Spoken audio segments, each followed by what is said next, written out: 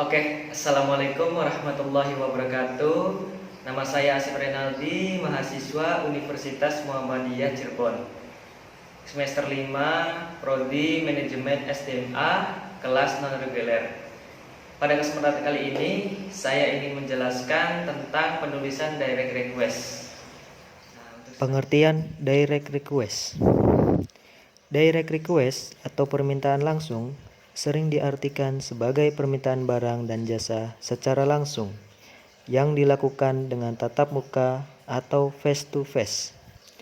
Dalam bentuk konteks yang lebih luas, direct request dapat diartikan sebagai suatu kegiatan yang dilakukan oleh seseorang atau organisasi kepada pihak lain untuk meminta berbagai informasi penting dengan segera dan dengan menggunakan berbagai media komunikasi yang ada, termasuk media elektronik. Sebagai contoh, suatu organisasi tertentu mengajukan permintaan informasi tentang produk baru kepada suatu organisasi lain dengan menggunakan media elektronik seperti telepon, fax, email, ataupun email. Ketika audiens mulai tertarik dengan apa yang disampaikan atau paling tidak mau bekerja sama dengan komunikator, maka pesan-pesan bisnis sebaiknya disampaikan melalui pendekatan langsung atau disebut direct request. Selanjutnya, pengorganisasian direct request. Organisasi direct request mencakup yang pertama ada pembukaan, yang kedua penjelasan rinci, dan yang ketiga penutup. Apa itu pembukaan? Ialah aturan umum untuk bagian pertama dari suatu direct request adalah menulis yang tidak sekedar dipahami, tetapi juga untuk menghindari kesalahpahaman. Yang kedua ada penjelasan rinci. Agar penjelasan terhadap hasil perkembangan kata-kata pembuka lebih lancar, kita perlu membuat kalimat pertama di bagian pertengahan surat yang kita buat dengan berorientasi pada pemberian manfaat bagi pembaca. Yang ketiga ada penutup. Bagian penutup surat sebaiknya diisi dengan suatu permintaan beberapa tanggapan khusus, lengkap dengan batas waktunya dan ekspresi terhadap apresiasi atau pemberian goodwill. Untuk mempermudah pembaca, cantumkan beberapa informasi penting seperti nomor telepon, jam kerja, dan petugas yang dapat dihubungi. Selanjutnya, permintaan informasi rutin.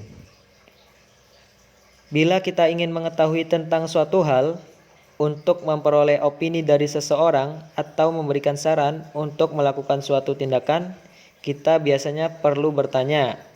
Contoh, permintaan secara sederhana adalah menanyakan apa yang dapat Anda kerjakan atau mengapa saya membuat permintaan. Dalam permintaan informasi rutin terbagi dua, yaitu permintaan di dalam organisasi, yang kedua permintaan keluar organisasi.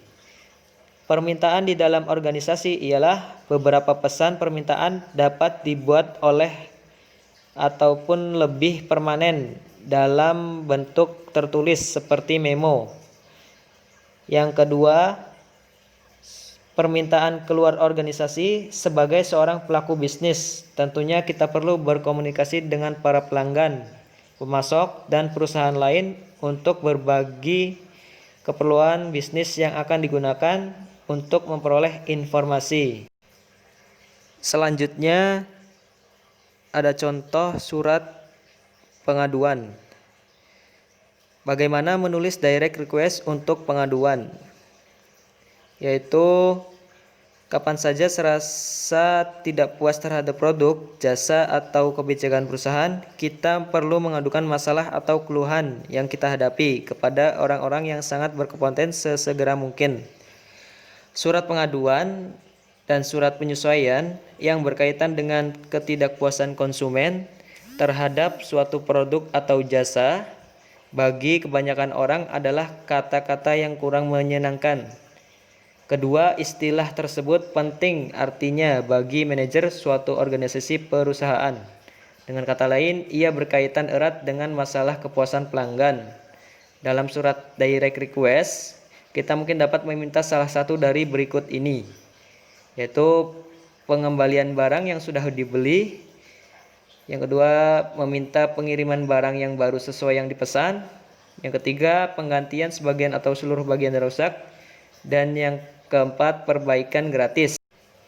Selanjutnya, kita lihat contoh surat undangan. Cara penulisan surat undangan biasanya menggunakan pendekatan langsung. Dalam hal ini, pendekatan langsung mencakup 3 komponen, yaitu ide pokok, penjelasan rinci, dan penutup. Ide pokok dalam paragraf pertama berisi undangan. Selanjutnya diikuti dengan penjelasan yang lebih rinci tentang ide pokok di awal surat tersebut. Berikutnya diakhiri dengan penutup yang berisi suatu harapan atau tindakan yang diinginkan dan ucapan terima kasih. Di sini ada contoh surat pesanan. Surat pesanan paling tidak mencakup 3 komponen penting, yaitu pernyataan rinci apa yang kita pesan, metode pengirimannya, dan cara pembayarannya, yaitu dengan cara kemukakan secara jelas kuantitas jumlah produk yang kita pesan, ukuran, warna, gaya, harga pembayaran, lokasi pemesan, tanggal pengiriman, dan petunjuk khusus lainnya. Selanjutnya kita bisa lihat contoh surat permintaan kredit.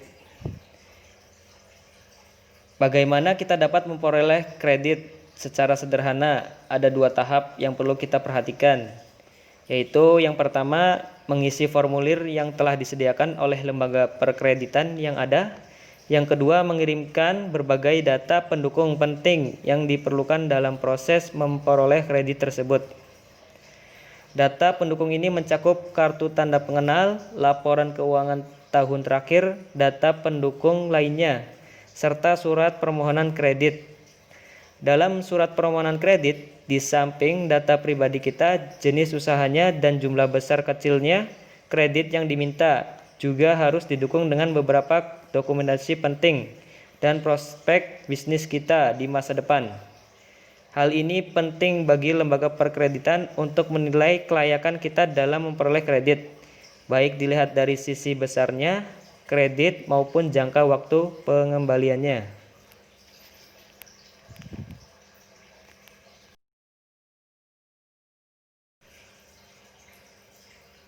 Di sini ada contoh surat pesanan. Surat pesanan paling tidak mencakup 3 komponen penting, yaitu pernyataan rinci apa yang kita pesan, metode pengirimannya, dan cara pembayarannya, yaitu dengan cara kemukakan secara jelas kuantitas jumlah produk yang kita pesan, ukuran, warna, gaya, harga pembayaran, lokasi pemesan, tanggal pengiriman, dan petunjuk khusus lainnya. Oke, mungkin itu saja yang dapat saya sampaikan. Kurang lebihnya mohon maaf.